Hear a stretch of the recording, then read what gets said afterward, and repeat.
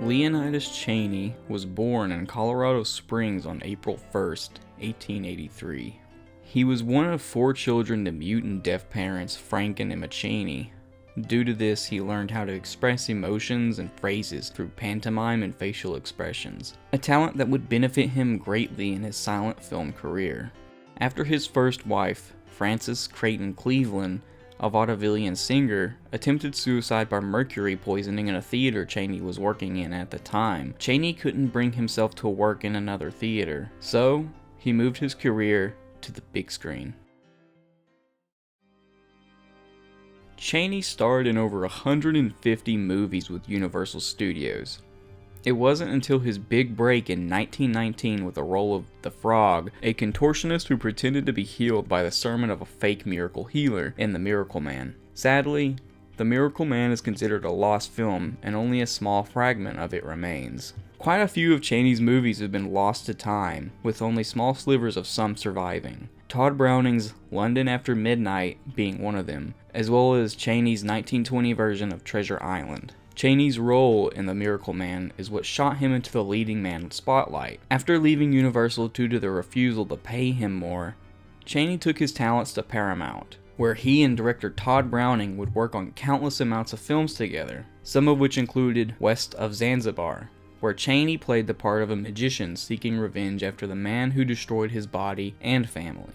Chaney would become known for these broken roles. A good example of this would be The Penalty from the Samuel Goldwyn production company. Chaney would play as a double amputee crime lord seeking revenge for the mistake caused by a young surgeon. For The Penalty, Chaney's legs would be put into a harness, holding his legs up so he could walk on his knees with crutches. An extremely physically tasking role that could only film for 5 to 10 minute increments at a time to allow the blood to circulate through Chaney's legs. In 1923, Chaney was given full creative control by Universal Studios over The Hunchback of Notre Dame. His rendition of Quasimodo is one of his most iconic roles. The appliances he used around his eyes for the part actually hurt his eyes and his vision. For the rest of Chaney's life off screen, he would have to wear glasses due to it. He even carried a 20-pound sack on his back to give the hunchback look during the filming process.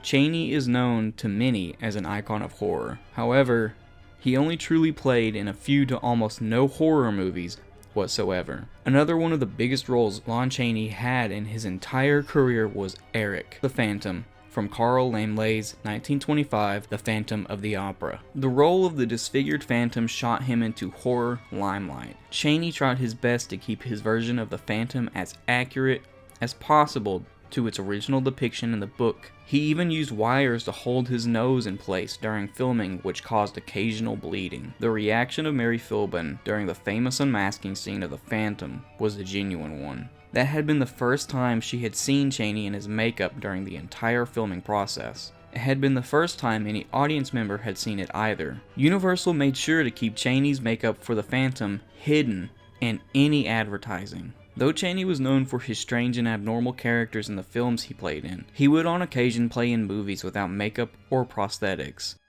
In the 1926 film Tell It to the Marines, Chaney played as Marine Sergeant O'Hara, a man who was as tough as nails yet had a heart of gold.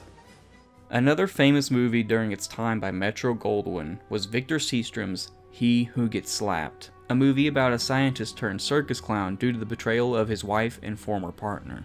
Throughout Chaney's career, he had acted in only one talking film, the 1930 remake of director Todd Browning's The Unholy Three, reprising his role as Professor Echo, the master ventriloquist.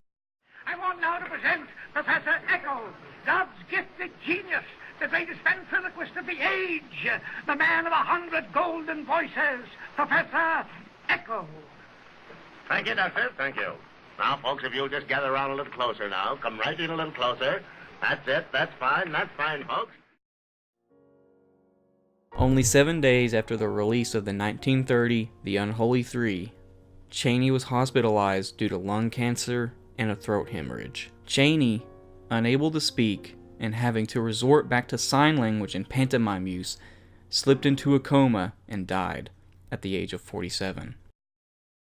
Lon Chaney, the man behind the makeup, was dead, leaving behind a legacy of performances, a multitude of great movies, and some of Hollywood's earliest movie makeup.